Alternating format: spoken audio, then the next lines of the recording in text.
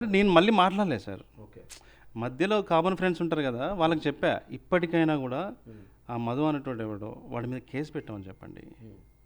ఇప్పుడు పంచాయతీ అంతా ఎట్లా అయింది, నెరేటివ్ ప్యాటర్న్ అంతా కూడా, మీడియా నెరేటివ్ ప్యాటర్న్ అంతా కూడా అడ్వకేట్ వర్సెస్ మంగ్లీలాగా అయింది.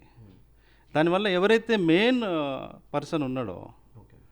వాడు ఇది తప్పించుకోవడానికి ఇది ఒక షీల్డ్ లాగా మారింది. ఓకే. ఇప్పుడు వాడు ఎక్కడున్నాడు, వాడిని కదా మాట్లాడాల్సింది, వాడిని కదా తెర మీద తీసుకురావాల్సింది, ఓకే. మీడియా నెరేటివ్స్లో ముందు పెట్టాల్సింది వాడిని కదా. ఓకే. అంటే ఆ రోజు మీరు మీటింగ్లో ఉన్నారు కాబట్టి సుబ్బారావు రమావత్ మధు గురించి ఏం చెప్పారు, ఏ రకంగా మోసం చేశాడని చెప్పాడు? సేమ్ ఇప్పుడు బయట ఏం చెప్తున్నాడు అదే చెప్పాడు. ఏంటంటే వాళ్ళందరూ కూడా ఆ రోజు బాధితులు కూడా కొంతమంది అక్కడ ఉన్నారు నేను వెళ్ళేసరికి. ఓకే. వాళ్ళు ఏమన్నారంటే అందరూ ఇట్లా డబ్బులు ఇంట్రెస్ట్ చూపించి ఒక ప్లాట్ గిఫ్ట్ అని అలా ఇలా అని వాళ్ళు మోసం చేసి డబ్బులు తీసుకున్నారని చెప్పారు. వాళ్ళందరూ చాలా బీద వాళ్ళు, వాళ్ళు మామూలు middle class, below middle class మనుషులు వాళ్ళు. ఓకే.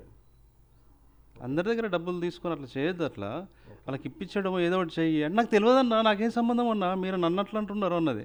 అరే నీకు సంబంధం లేనప్పుడు మరి నువ్వు వాడి మీద కేసు పెట్టవచ్చు కదా అని అన్నా నేను. ఓకే.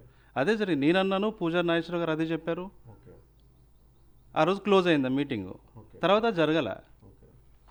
సో ఇప్పటికి కూడా అడ్వకేట్ సుబ్బారావు కానీ, అడ్వకేట్ సుబ్బారావు మధు గురించి ఎక్కువ మాట్లాడట్లేదు, మంగ్లీ మధు గురించి ఎక్కువ మాట్లాడట్లేదు. వీళ్ళు ఒకరి మీద ఒకరు మాట్లాడుకుంటున్నారు. నెరేటివ్ అంతా కూడా వేరేలాగా మారిపోయింది.